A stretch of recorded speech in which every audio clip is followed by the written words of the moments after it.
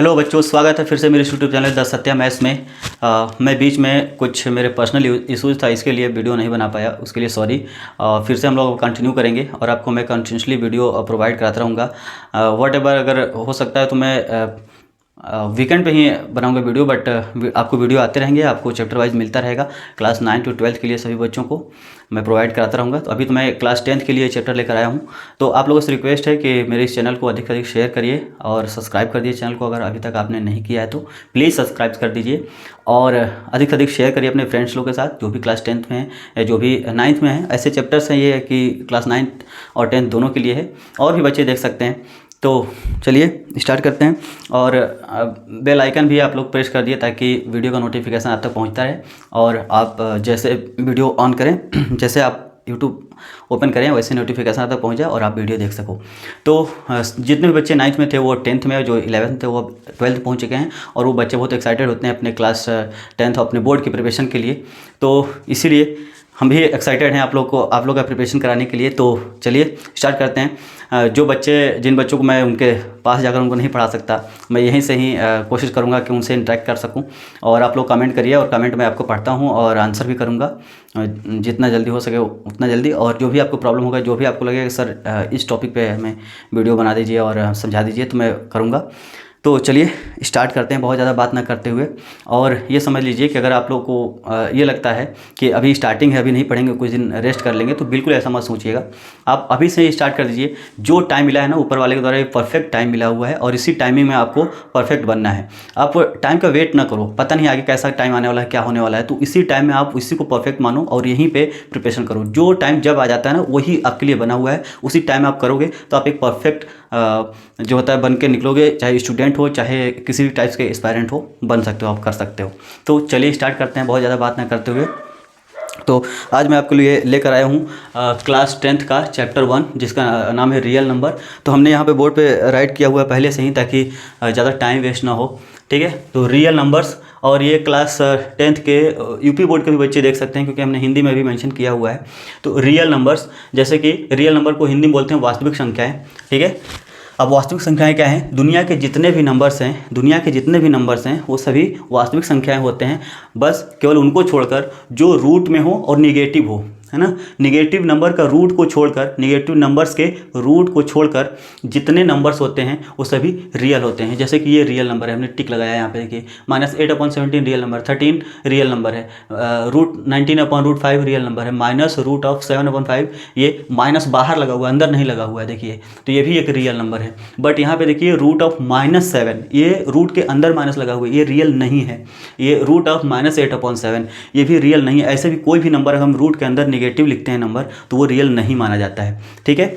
अब आगे बढ़ते हैं। देखिए अब ये रियल नंबर, जो रियल नंबर होता है, सभी जितने नंबर्स हैं इस सभी नंबर्स को कंटेन करता है। तो इसमें से फिर दो इसके फैमिली मेंबर निकले, एक रेशनल नंबर, एक इरेशनल नंबर। रेशनल नंबर क्या होते हैं? आप जनरली यही पढ़ते आओ कि the numbers which can be write in the form of P/Q, where Q not equal to 0। Q 0 नहीं होना चाहिए, मतलब डेनोमिनेटर 0 नहीं होना चाहिए।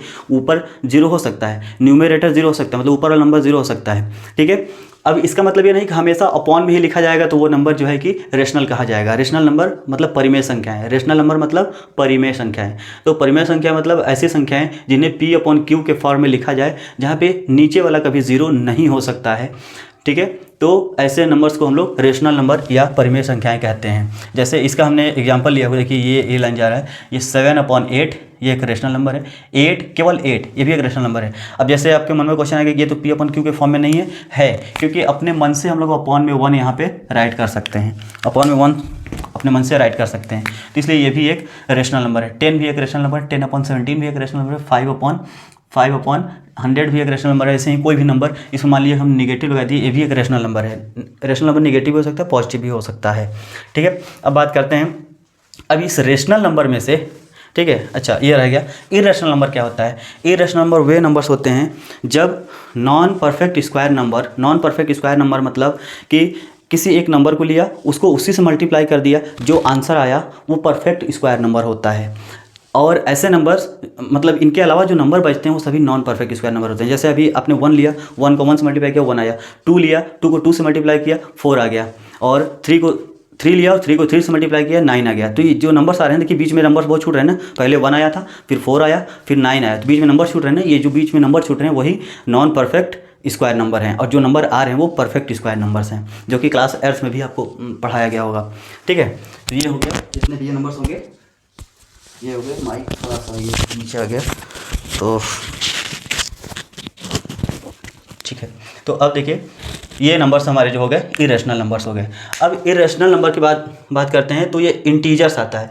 ये रेशनल नंबर में, ये रेशनल नंबर में इंटीजर्स भी आता है। इंटीजर्स को हम लोग पूर्णांक कहते हैं। यहाँ पे क्या था, हिंदी वाले बच्चों के लिए बता दें तो ये रेशनल नंबर को परिमेय संख्याएं, इरेशनल नंबर को अपरिमेय संख्याएं। रेशनल नंबर जिन्हें P/Q के फॉर्म में लिखा जा सकता है, और इरेशनल नंबर इन्हें भी P/Q के फॉर्म में लिखा जा सकता है। लेकिन ये नंबर्स क्या होते हैं कि जो भी नॉन परफेक्ट स्क्वायर नंबर होते हैं उनका क्या होता है, ये रूट होता है। रूट वाले नंबर्स सभी इरेशनल होते हैं।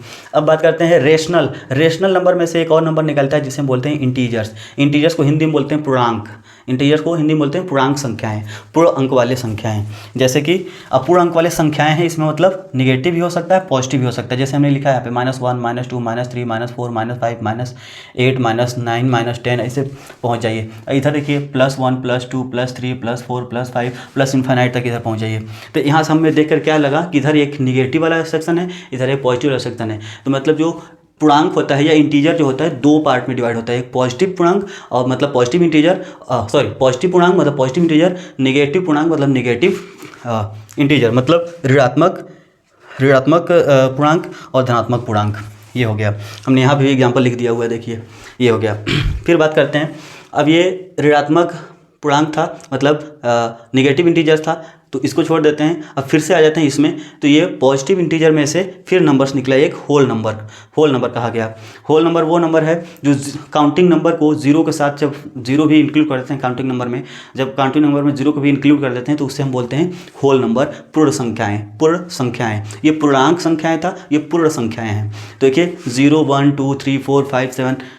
ये नेगेटिव नहीं होता है, ये नेगेटिव नहीं होता है। कौन? Whole number. ये हमेशा पॉजिटिव ही रहता है। 0 हो सकता है, 1 हो सकता है, बीच में से रैंडम कोई भी नंबर हमने लिया तो वो होल नंबर ही कहा जाएगा। बस ये है कि सिंपल वो नंबर होगा, इंटीग्रल नंबर होगा। इंटीग्रल नंबर मतलब बिना पॉइंट का, बिना फ्रैक्शन का, सिंपल नंबर। 5, 8, 13, 100, 1000, लाख, 1,13,000, 5 ऐसे कुछ भी नंबर हो सकता है। नेचुरल नंबर की बात कर लेते हैं। नेचुरल नंबर जो काउंटिंग नंबर होते हैं, जो बचपन से हम लोग काउंट करते आते हैं, 1, 2, 3, 4, 1, 2, 3, 4, ये सभी नंबर क्या हैं? ये सभी काउंटिंग नंबर हैं, और काउंटिंग नंबर को ही हम लोग बोलते हैं नेचुरल नंबर, प्राकृतिक संख्याएँ। इतनी हमारी चीज़ें थी। अब इन सभी संख्याओं में देखिए सबसे बड़ा संख्या ये हो गया, उसमें से ये निकला, उसमें से ये आया, फिर इसके दो पार्ट्स ये सभी हो गए। अब इस होल नंबर्स के बारे में, तो होल नंबर्स के बारे में थोड़ा सा और डिटेल जानते हैं। तो होल नंबर्स जो कि पूर्ण संख्याएं हैं, जिन्हें हिंदी में हम लोग पूर्ण संख्या बोलते हैं। अब होल नंबर्स को दो पार्ट में डिवाइड किया गया। एक इवन नंबर जिन्हें हिंदी में सम संख्याएँ, और नंबर्स जिन्हें हिंदी में विषम संख्याएँ कहते हैं। ठीक है, सम संख्याएँ क्या होती हैं? ऐसी संख्याएँ जिनके अंत में मतलब जैसे कि हमने कोई नंबर लिख दिया 5, 7, 8, जैसे 578 और 8792, जैसे 8792। अब यहाँ पे हम लोग देखेंगे तो जो फर्स्ट है ये नंबर है, ये इसे यूनिट डिजिट, इकाई का अंक, इकाई, दहाई, सैकड़ा ऐसे हिंदी में पढ़ते हैं। इसे इकाई का अंक या इंग्लिश में यूनिट डिजिट या वंस डिजिट भी बोलते हैं। Unit digit. तो इवन नंबर क्या है कि ऐसी संख्याएं जिनके अंत में 0 या जिनके इकाई के अंक पे या जिसके यूनिट डिजिट 0 हो या फिर 2 हो या फिर 4 हो या फिर 6 हो या फिर 8 हो, इनमें से कोई भी एक नंबर दिख जाए तो क्या कहा जाएगा? ये पूरा नंबर क्या कहा जाएगा? ये पूरा नंबर कहा जाएगा कि ये एक इवन नंबर है, मतलब कि ये एक सम संख्या है।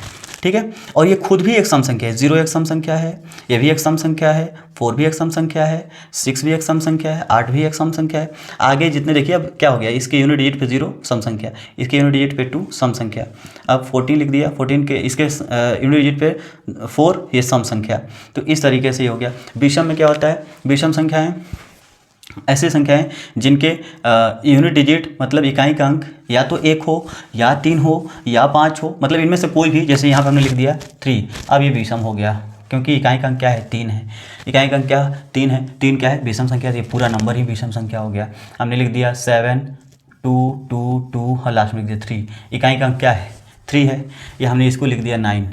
इकाई का अंक क्या है? विषम है। ये पूरा नंबर विषम हो गया।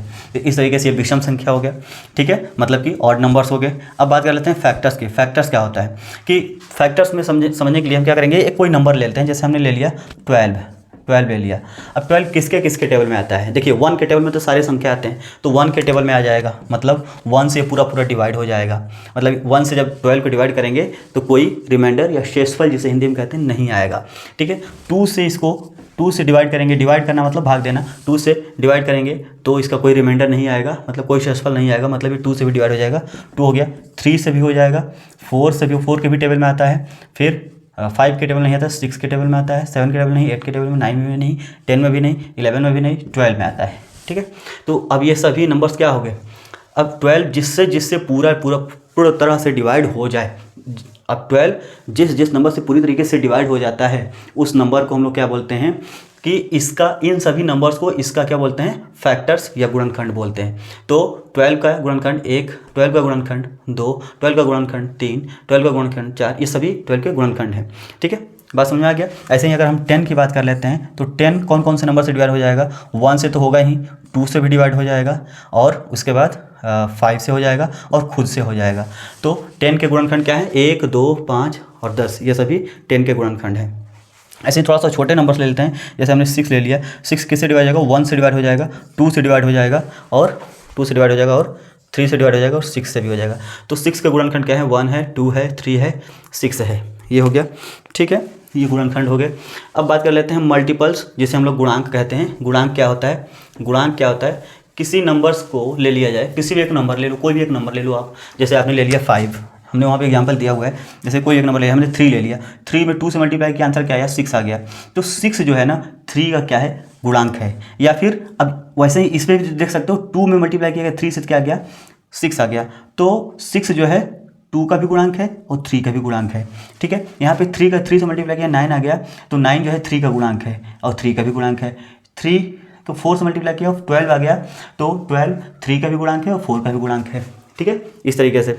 अब बात करते हैं कंपोजिट नंबर क्या होते हैं। कंपोजिट नंबर, अब इन दोनों का यहाँ पे इसका मेन तौर से इसका काम लगेगा यहाँ पे, ठीक है। हम लोग गुणनखंड जाएंगे, गुणांक जाएंगे, अब जानेंगे कंपोजिट नंबर क्या होता है, ठीक है। कंपोजिट नंबर मतलब भाज्य संख्याएं जो विभाजित हो जाएं, ठीक है।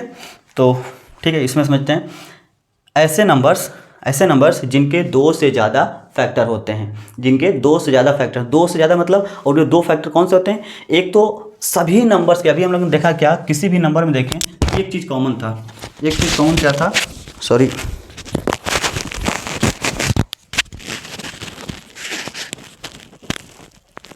एक चीज़ कॉमन था, जो कि क्या कॉमन था हमारे पास?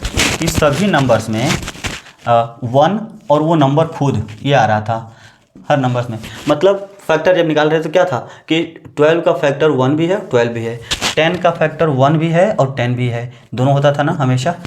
कोई भी नंबर लेंगे तो वो नंबर और 1 उसके फैक्टर ज़रूर होंगे, उसके अलावा भी फैक्टर हो सकते हैं, ज़रूरी नहीं है हमेशा होगा। जैसे 7 की बात करते हैं तो 7 आप ले लो, अब 7 ले लिया आपने, 7 ले लिया, अब 7 को किससे किससे डिवाइड कर सकते हो? एक तो 1 से डिवाइड हो जाएगा, एक 7 से होगा, इसके अलावा किसी से 7 पूरी तरीके से डिवाइड नहीं होगा। तो इसका मतलब कि 1 और 7 हो गया। वही यहाँ पे बात करें कि कंपोजिट नंबर ऐसे नंबर्स हैं जिनके 2 से ज़्यादा फैक्टर हों, जिनके 2 से ज़्यादा फैक्टर हों। 2 से ज़्यादा फैक्टर होने का मतलब क्या हो गया कि 1 और उस नंबर को खुद को छोड़ करके जितने और भी एक, कम से कम एक आना चाहिए। जैसे यहाँ देखिए 1 और 4 को छोड़कर एक और नंबर आ गया जो कि इसका फैक्टर है, तो इसलिए क्या हो जाएगा हमारा? कंपोजिट नंबर या फिर भाज्य संख्या हो जाएगा। ऐसे ही 6 की बात करते हैं, 6 की बात करते हैं तो 6 में क्या हो गया कि 1 और 6 के अलावा और कितने नंबर से ये डिवाइड हो सकता है? तो 2 से और 3 से, मतलब 1 और 6 को छोड़कर भी इसमें और 2 फैक्टर्स आ गए, मतलब ये कंपोजिट नंबर्स हैं। तो ऐसे ही कंपोजिट नंबर सभी हैं, जैसे कि 4 हो गया, 6 हो गया, फिर 9 हो गया। 9 भी 1 से डिवाइड होगा, 9 से डिवाइड होगा और 3 से भी हो जाएगा, ठीक है। तो 2 से ज़्यादा फैक्टर हो गए, मतलब कंपोजिट नंबर हो गया। 10 जो होगा 1 से डिवाइड हो जाएगा और 10 से भी डिवाइड हो जाएगा, और 10 के अलावा 2 से भी डिवाइड हो जाएगा, 5 से भी डिवाइड हो जाएगा। तो इसका मतलब ये भी एक कंपोजिट नंबर है। फिर 11 नहीं होगा, देखिए 11 1 से होगा और या फिर 11 सही होगा, तो वो हो जाएगा हमारा प्राइम नंबर। ठीक है, तो इसीलिए यहाँ पे प्राइम नंबर्स का हमने डिफिनेशन बताया था कि ऐसे नंबर्स जिनके 2 से ज़्यादा फैक्टर नहीं होते हैं, 2 से ज़्यादा फैक्टर नहीं होते हैं, उन्हें बोलते हैं प्राइम नंबर, अभाज्य संख्या। जैसे 2 है, 2 को हम किससे किससे डिवाइड कर सकते हैं? 1 से डिवाइड कर सकते हैं पूरी तरीके से बिना शेषफल के, और 2 से डिवाइड कर सकते हैं, मतलब फिर और ऐसे ही दूसरा नंबर लेते हैं 3 को डिवाइड करेंगे तो एक तो 1 से पूरे तरीके से डिवाइड हो जाएगा, फिर 3 से ही होगा, और इसके अलावा किसी नंबर से पूरी तरीके से बिना शेषफल के डिवाइड नहीं होगा, बाकी समय शेषफल बचेंगे, मतलब रिमाइंडर बचेगा।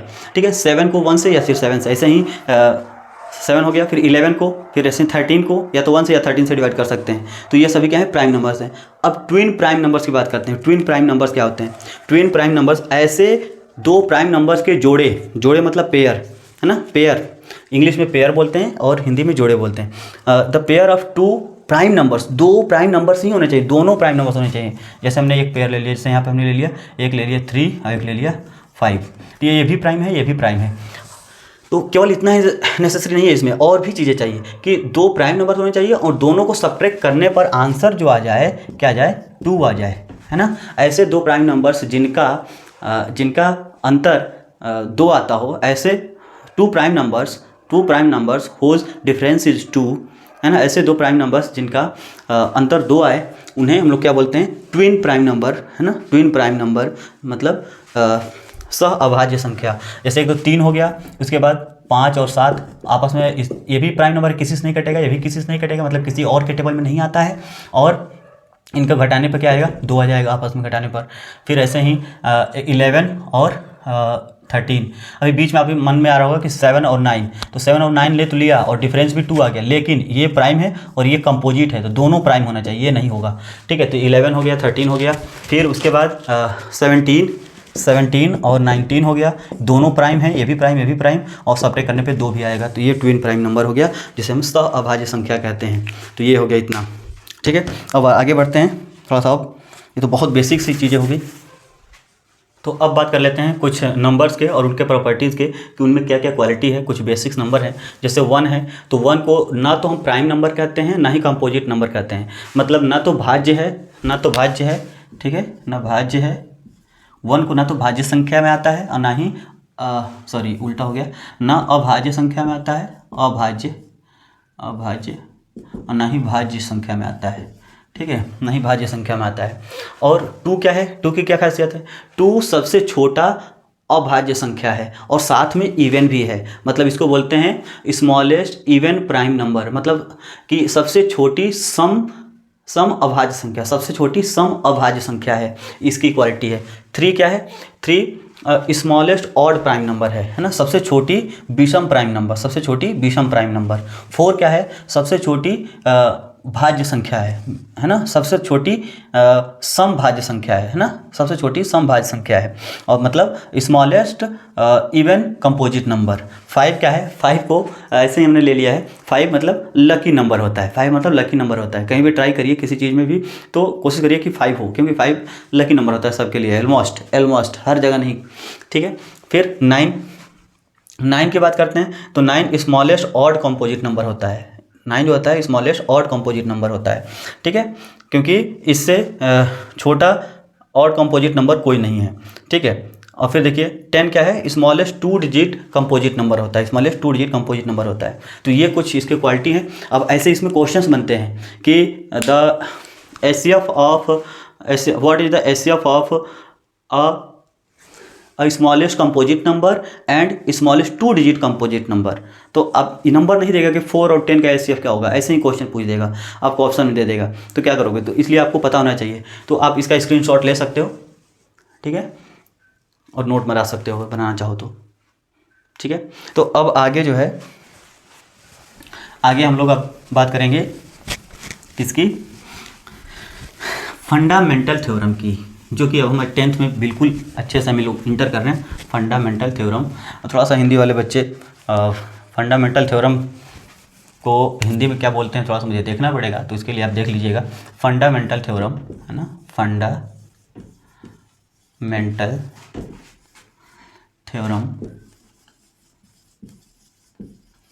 थ्योरम है ना, of arithmetic.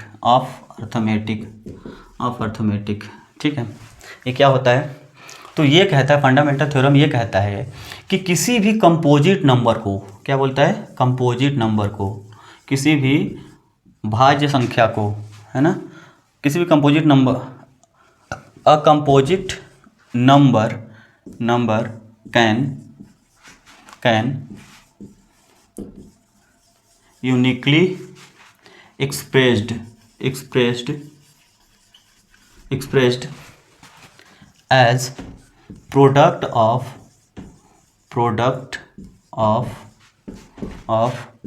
prime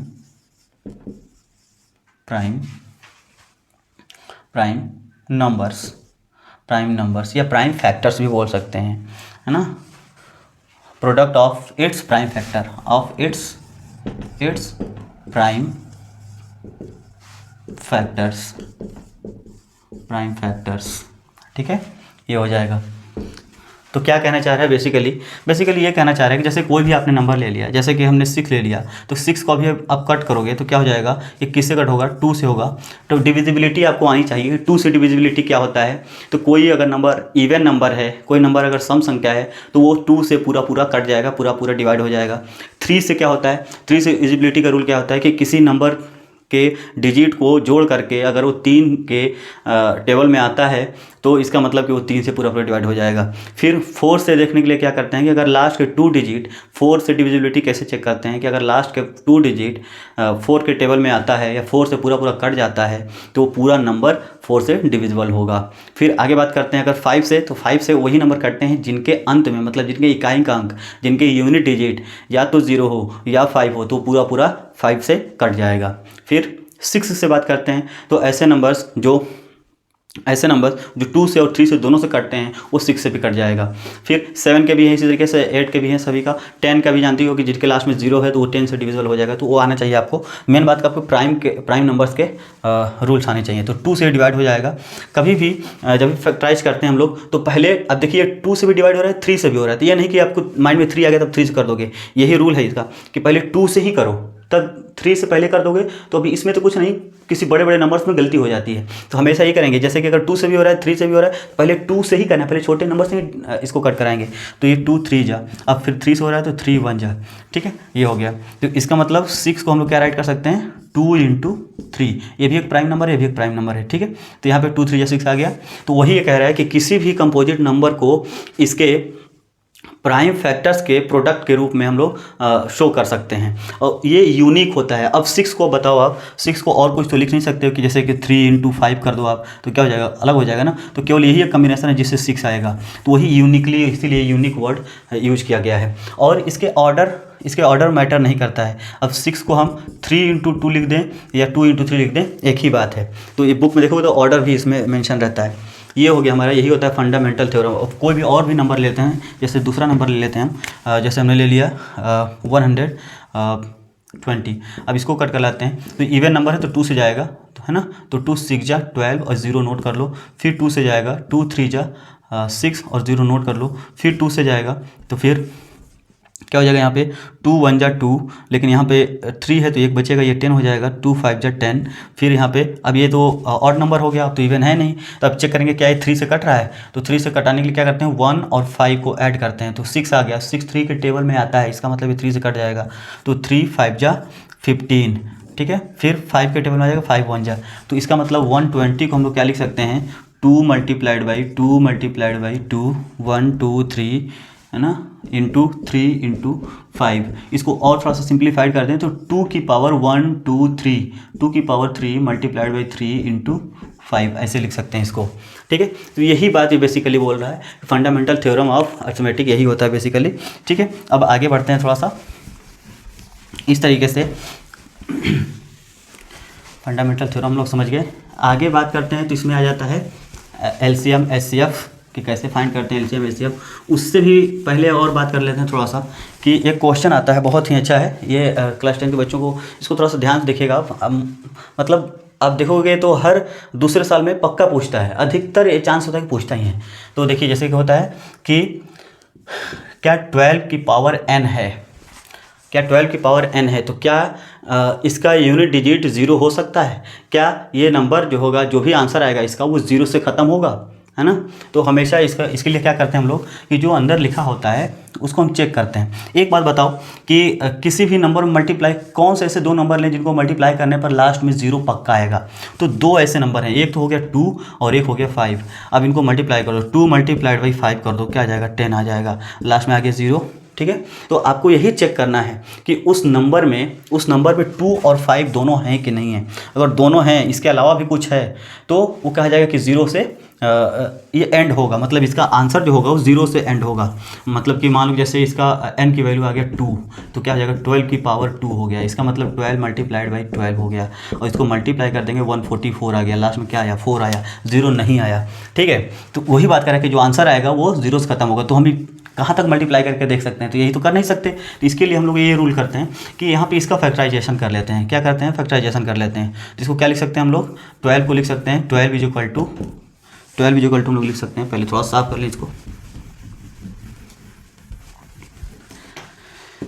12 is equal to लिख सकते हैं 2 इंटू 3, ये हो गया 2 2 जा 4 3 जा 12 आ गया, ये हो गया। अब इसमें आपने क्या देखा, 2 तो आ गया, 2 आ गया है और 5 नहीं आया। इसका मतलब ये लिखेंगे कि हेयर, ठीक है, कोई भी नंबर अगर, ठीक है, कोई भी नंबर अगर 2 की पावर m और 5 की पावर n के फॉर्म में है ना, कोई भी नंबर, मतलब 2 की पावर कुछ भी हो दोनों को, 2 और 5 अगर आ गया तो वो उसका जो आंसर होगा लास्ट में जो यूनिट डिजिट होगा वो 0 ही होगा। अब इसमें क्या है कि 2 तो आया लेकिन 5 नहीं आया। ठीक है, तो लिखेंगे कि here 12 can not write in the form of 2 power m into 5 power n, so it does not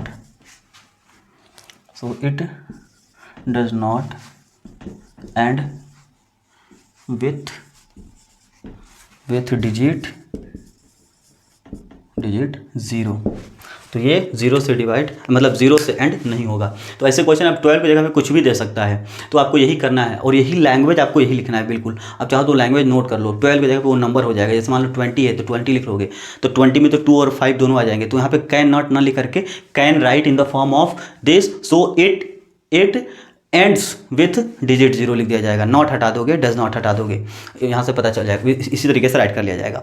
तो ये क्वेश्चन बनता है, ये राइट कर लेना। आप इसका स्क्रीनशॉट ले करके अपने नोट्स में राइट कर सकते हो, या बार बार पीछे करके आप सुन सकते हो। ठीक है, अब आगे बढ़ जाते हैं। तो इसमें क्या जाता है कि फैक्टराइजेशन आ जाता है ना। कहता है कि एक्सप्रेस, है ना, क्वेश्चन आता है एक्सप्रेस, जैसे हमने लिया 1350 ले लिया हमने, express 1350 as a product of its prime factors। तो ये तो आप समझते ही हो। क्या हम यहाँ पर राइट कर लें, जैसे 1350, इसका प्राइम फैक्टराइजेशन करेंगे। कैसे करते हैं, जैसे एट्थ में भी पढ़ा होगा आपने और 9th में भी पढ़ा होगा नंबर्स के लिए। तो सबसे पहले इवन नंबर है तो 2 से जाएगा, 2 6 जा 12, लेकिन यह है 13, तो एक बचा ना इसमें, तो एक आ जाएगा इसके पास, तो ये 15 हो जाएगा। 15 है तो 2 से 15 कितनी बार में जा सकता है, तो 7 जा 14, लेकिन था 15, तो एक बचा, ये हो गया 10, तो 2 5 जा 10। अब क्या करेंगे, अब तो ये इवन रहा नहीं, अब ये ऑड हो गया। तो ऑड हो गया तो इसको 3 से कट कराएंगे। 3 से कैसे कट कराएंगे, चेक करेंगे। 3 से कट कराएंगे, 6 और 7 13 और 5 18 3 के टेबल में आता है, इसका मतलब ये 3 से कटेगा। तो 3 से कट कराओ इसको बच्चे, तो ये 3 से कट कराएंगे तो 3 2 जा 6, 3 2 जा 6। अब बचा क्या, अब यहाँ पे 3 2 जा 6, लेकिन यहाँ पे 7 है तो एक बच गया, ये 15 हो गया। बोलो, तब यहाँ पे क्या हो जाएगा 15, तो 5 जा। अब फिर चेक करो, क्या फिर से ये 3 से जा रहा है, 2 2 4 और 5 9, हाँ जा रहा है। फिर 3 से कट कराओ, 3 7 जा 21, 3 7 जा 21, लेकिन यहाँ पे 22 था तो इसलिए एक बचा, तो इसके साथ आ गया 15 हो गया। तो 15 हो गया तो 3 5 जा 15।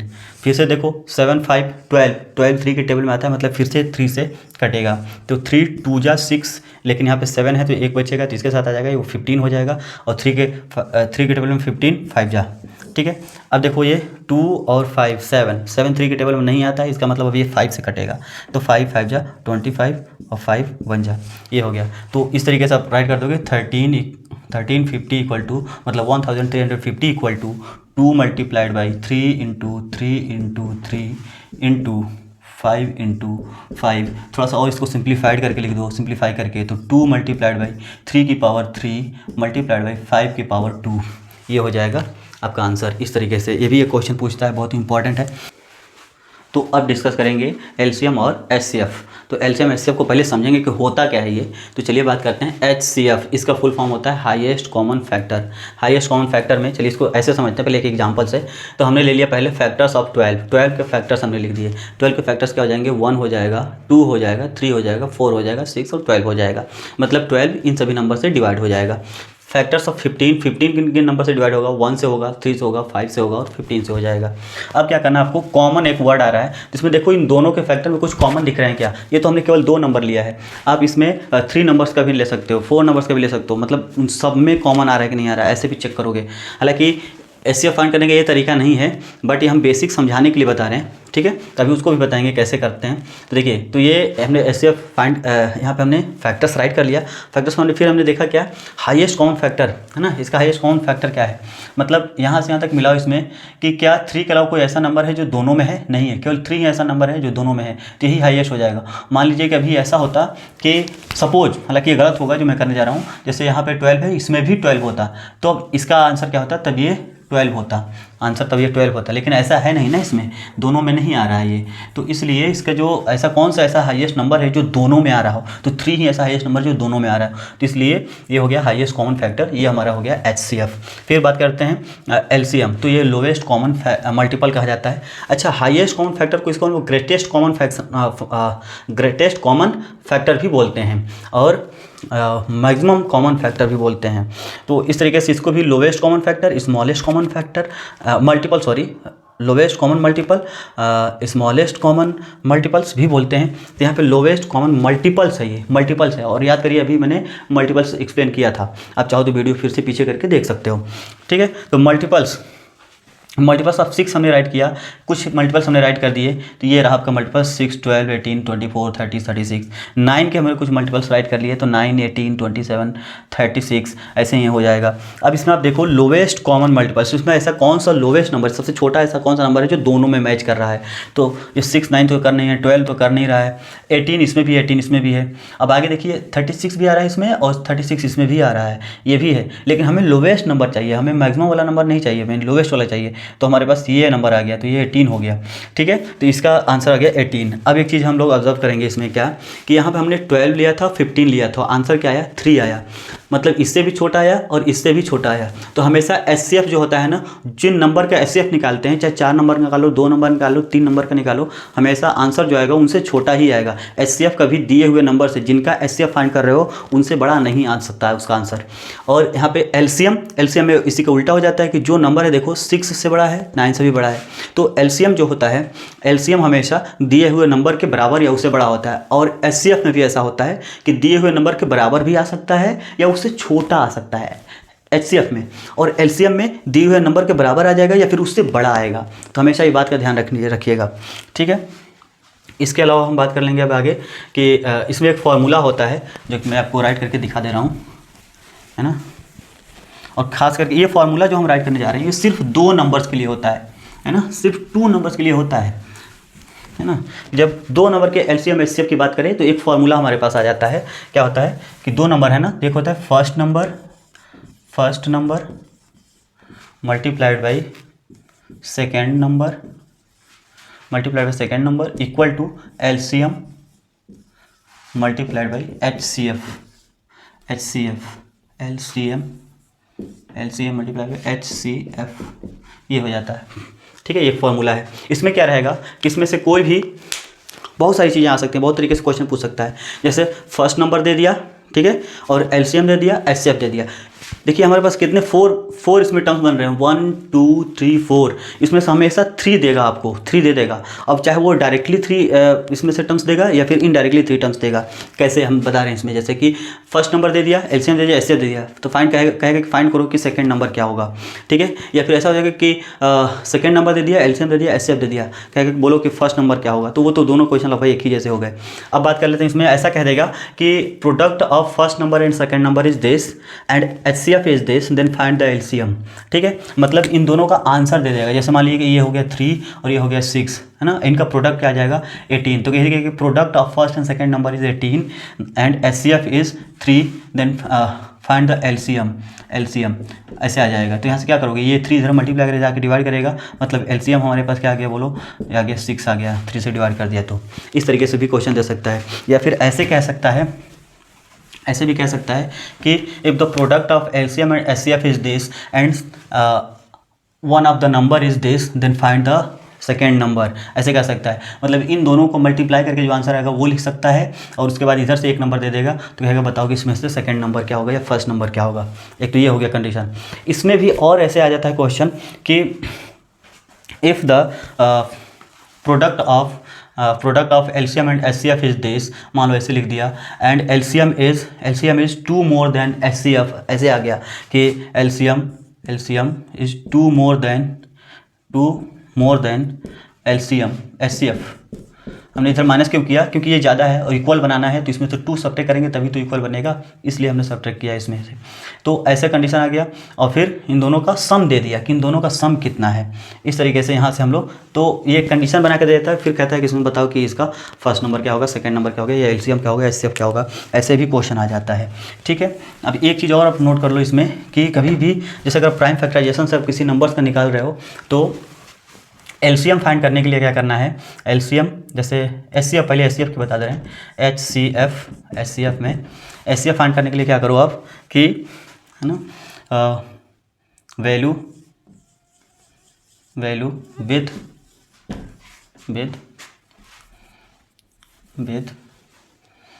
Minimum power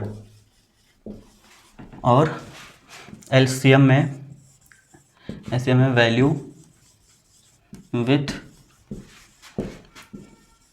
maximum power. ये हम क्या कहना चाह रहे हैं इसमें से देखिए, जैसे कि हमने ले लिया एक नंबर, हमने ले लिया 12 ले लिया, और दूसरा हमने ले लिया नंबर 12 के अलावा हमने ले लिया 16, ठीक है। इसका फैक्टराइजेशन करेंगे तो 2 इंटू 3 आ जाएगा, मतलब इसको लिख सकते हैं 2 की पावर 2 मल्टीप्लाइड बाई 3। अब यहाँ पे देखिए इसको क्या राइट कर सकते हैं, इसको राइट कर सकते हैं हम लोग 2 इंटू 2, इसका मतलब 2 की पावर 4 लिख सकते हैं, ठीक है। अब अगर एचसीएफ आपको फाइंड करना है, इसका एचसीएफ फाइंड करना है, मैंने क्या लिखा है कि वैल्यू विद मिनिमम पावर, तो इसमें देखिए आप कि अगर दोनों में मैच करते हैं तो ऐसा क्या है जो मैच हो रहा है, 2 दोनों में है, ठीक है। तो ऐसा नहीं कि 2 कुछ भी नोट कर देंगे, तब यहाँ पे ये करोगे आप कि हमेशा क्या करना, इससे आसान हो जाता है कि पावर में राइट कर लेना, ठीक है, पावर में राइट करना। पावर में राइट करने के बाद क्या करना कि देखना कि जो कॉमन है उसका मिनिमम पावर क्या है, जो दोनों में है नंबर उसका मिनिमम पावर क्या है। तो यहाँ पे 2 की पावर 2 है, यहाँ पे 2 की पावर 4 है, तो मिनिमम पावर 2 ही तो हुआ, तो इसका मतलब एचसीएफ जो हो जाएगा इसका 2 की पावर 2 हो जाएगा, इसका मतलब 2 इंटू 2 मतलब इसका 4 हो जाएगा आंसर। और यही एलसीएम की बात कर लेते हैं, यहीं पे इसको हटा देते हैं, मान लेते हैं ये हटा दिया हमने, ये एलसीएम की बात कर लेते हैं। तो एलसीएम में क्या हो जाता है, मैक्सिमम पावर, हमने लिखा है वैल्यू विथ मैक्सिमम पावर, तो 2 यहीं पे, यही केवल कॉमन है, हमें कॉमन तो दोनों में देखना है, यही केवल कॉमन है, तो इसमें क्या हो जाएगा बताइए, इसमें जो हो जाएगा कि मैक्स कॉमन क्या है इसमें, 2 की पावर है 4। अच्छा, कॉमन के इसमें जो है कॉमन नॉन कॉमन दोनों लिखा जाता है एलसीएम में कॉमन नॉन कॉमन दोनों लिखा जाता है। तो ये तो हो गया, कॉमन वाला तो मिल गया, उसके बाद फिर 3 आ गया, इसका मतलब 16 मल्टीप्लाइड बाई 3 मतलब 48 आ जाएगा आंसर इसका, ठीक है। इस तरीके से ये वैल्यू होता है। इसमें एक चीज़ और है जो क्वेश्चन बहुत पूछता है ये बोर्ड में, जैसे कि ऐसे दे देता है कि बताइए अगर p इक्वल टू एक्स की पावर 3 y की power 2 and q is equal to, ऐसे दे देता है कि x की पावर 5 एंड y की power 3, then HCF of P comma Q ऐसे लिख देता है, क्या होगा बताइए? ऐसे लिख देता है, या इससे रिलेटेड क्वेश्चन पूछ देता है कि बताओ कि इसके एलसीएम एचसीएफ के पावर का सम क्या होगा। तो पहले तो यहाँ पे देख लेते हैं कि क्या हो जाएगा। दोनों में देखें तो यहाँ पे x, यहाँ भी x, दोनों में x है। अब एचसीएफ निकाल रहे हैं तो हमने क्या बोला है, value with minimum power. Minimum power क्या है, x की मिनिमम पावर क्या है, 3 है, तो x की मिनिमम पावर 3, मतलब ये हो गया। फिर इनटू लगाना चाहो तो आप लगा सकते हो, नहीं लगाओ तो कोई बात नहीं, वो मल्टीप्लाई ही माना जाता है। फिर क्या हो जाएगा, यहाँ पे y यहाँ भी है, y यहाँ भी है, तो y के भी मिनिमम पावर, तो दोनों में देखें तो y की मिनिमम पावर क्या है, 2 है, तो y की मिनिमम पावर 2 हो गया। यही हमारा आंसर हो जाएगा। यही एलसीएम निकालना हो, p और q का एलसीएम निकालना हो, तब क्या करोगे आप, तब देखोगे कि इससे बोल जाओ, इससे नहीं मतलब है, हमें इसमें देखना है केवल इन दोनों में। तो x की मैक्सिमम पावर क्या है, x की मैक्सिमम पावर है 5, और y की मैक्सिमम पावर क्या है, y की मैक्सिमम पावर है 3।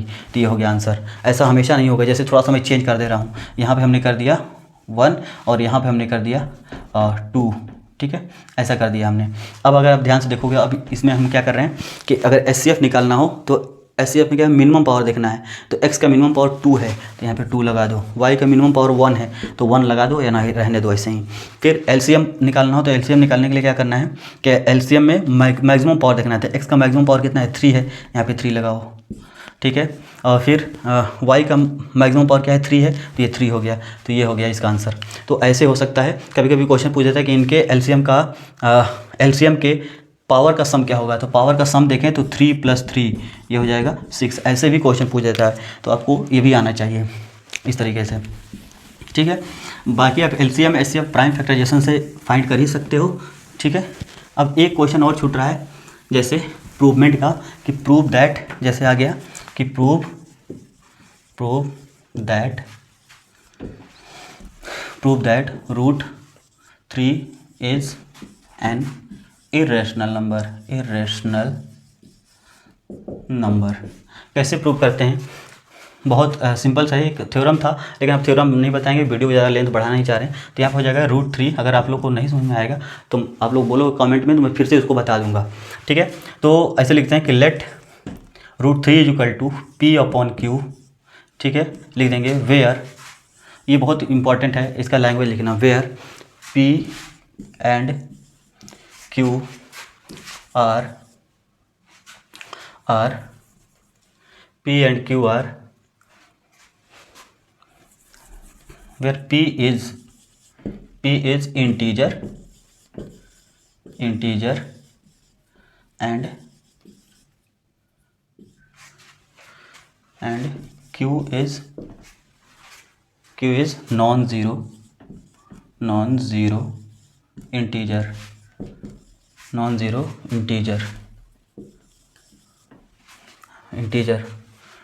and कोप्राइम ऐसे नंबर होते हैं जिनमें कोई कॉमन फैक्टर नहीं होता है, वो कोप्राइम होते हैं, ठीक है। तो चलिए अब इसमें आगे देखते हैं, आगे क्या करते हैं। इसमें ये हो गया हमारे पास नंबर। अब क्या करोगे इसमें कि इसको क्रॉस मल्टीप्लाई कर दो, जैसे अपॉन में 1 लिख सकते हैं, क्रॉस मल्टीप्लाई कर दो, तो √3Q = P आ गया। फिर इसका अगला स्टेप होता है कि स्क्वायरिंग बोथ साइड कर दोगे, तो √3 का स्क्वायर 3 हो जाएगा, और Q का स्क्वायर Q स्क्वायर हो जाएगा, P का स्क्वायर P स्क्वायर हो जाएगा। ये हो गया, ठीक है। अब इसमें आपको क्या करना है कि जो ये P है, इसको आप इसके मल्टीपल मान लो, लेट P = 3x ना। अच्छा, एक चीज़ पहले ये राइट कर दो, कि here P square is divisible by 3, ठीक है। So P is also divisible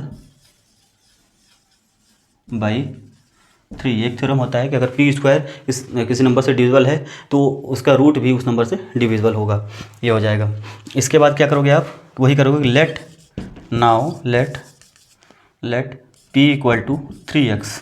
P = 3x, तो 3Q स्क्वायर, इसको एज इट इज़ रहने दो, केवल P की जगह पर रखो, तो 3x का स्क्वायर हो जाएगा, ये 9x स्क्वायर। अब 3 को उधर भेजो, तो 3 आगे यहाँ बता दे रहे हैं। अब देखिए 3Q स्क्वायर = 9x स्क्वायर है। इस 3 को उधर भेजेंगे तो Q square is equal to क्या हो जाएगा 3x स्क्वायर। अभी जैसे यहाँ पे था कि 3q square equal to P square, अब क्या हो गया Q square equal to 3x square. अब यहाँ पे क्या देखें लिख रहा है कि Q square is divisible by 3, so Q is also divisible by 3 ये लिखोगे, ठीक है। अब इसका मतलब दो चीज़ अगर देखा हमने क्या लिखा है यहाँ पे को प्राइम लिखा है हमने, ठीक है। को प्राइम नंबर्स हैं ये पी और क्यू। लेकिन अगर इस स्टेटमेंट को देखें और इस स्टेटमेंट को देखें तो यहाँ पे पी भी 3 से डिविजिबल है, क्यू भी 3 से डिविजिबल है, मतलब इसमें तो कॉमन फैक्टर है, इसमें तो कॉमन फैक्टर आ रहा है। इसका मतलब जो हमने एज्यूम किया था वो गलत है। तो इसका मतलब ये अगर एज्यूम किया था ये रेशनल नंबर है ना, तो ये रेशनल नंबर नहीं है। अगर रेशनल नंबर नहीं है तो इरेशनल नंबर हो जाएगा, ये इरेशनल नंबर हो जाएगा। यहाँ पे लिख देंगे hence P and Q have a common factor, so our assumption, मतलब जो हमने माना था assumption is wrong and √3 is an irrational. इसमें लैंग्वेज ही मेन है, लैंग्वेज ही समझ लीजिए कि इसका मेन है इस क्वेश्चन का। और ये आता है तो ये 3 मार्क्स में ही आएगा, और नहीं तो ऐसे भी दे देता है कि 2 + 3√2 प्रूव करो कि ये इरेशनल नंबर है। तो इसमें ये भी दे देगा कि वेयर √2 इज़ इरेशनल नंबर, ये कर दोगे। तो अब क्या करोगे यहाँ से कि इसमें भी P/Q लैंग्वेज सेम लिखोगे, ये वाला लैंग्वेज सेम लिखोगे, फिर इसको उधर ले जाओगे तो 3√2 इज इक्वल टू P/Q -2 हो जाएगा। 3 को उधर भेजो, √2 इज इक्वल टू P/3Q -2 ये हो जाएगा। अब ये क्या है, ये इरेशनल नंबर है, तो इरेशनल नंबर किसी इरेशनल नंबर के ही इक्वल हो सकता है, इसका मतलब ये भी इरेशनल है। लेकिन हम जानते हैं कि ये इरेशनल नहीं है, ये रेशनल है। तो एक रेशनल एक इरेशनल के इक्वल नहीं हो सकता, इसका मतलब हमारा एजम्पशन गलत है, इसलिए ये रेशनल ना होकर के इरेशनल नंबर है। तो ऐसे भी इसको हम लोग प्रूव कर सकते हैं। और यही इतना है, कुछ अगर कुछ छूटा हुआ है तो आप कमेंट करिए, कमेंट में फिर से उस टॉपिक को कवर कर दूंगा अगले जो भी चैप्टर होगा। अगर आपको क्वेश्चंस भी समझने हैं तो मैं क्वेश्चंस आप कमेंट करोगे तो मैं क्वेश्चंस का PDF बना करके और एक टेलीग्राम चैनल भी बना दूंगा, जिसको मैं इस लिंक दे दूंगा डिस्क्रिप्शन में, और वहाँ से आप ज्वाइन करके वहाँ से डाउनलोड कर सकते हो, ठीक है। तो चलिए आज के लिए इतना ही, धन्यवाद। और देखते रहिए वीडियो, अधिक से अधिक शेयर करिए, बेल आइकन प्रेस कर दीजिए और पूरी वीडियो देखिए। थैंक यू, जय हिंद।